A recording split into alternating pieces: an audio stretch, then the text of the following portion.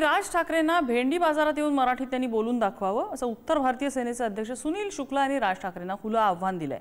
महापालिकेत तुमची एकही सीट येणार नाही असं सुनील शुक्ला म्हणाले। तुमच्या मोहिमेत तुम्ही हिंदू लोकांना मारायचं काम करता असं त्यांनी म्हटलंय।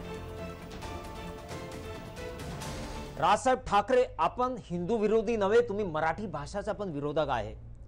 हे बघा, भेंडी बाजारहून तुम्हाला आणि तुमच्या कार्यकर्त्यांना चॅलेंज देत आहेत कि इधर आके मराठी में बुलवा के दिखाओ टोपी वाले को, कुत्ता भी गली में शेर होता है, भेंडी बाजार आके दिखाओ, थप्पड़ मार के दिखाओ।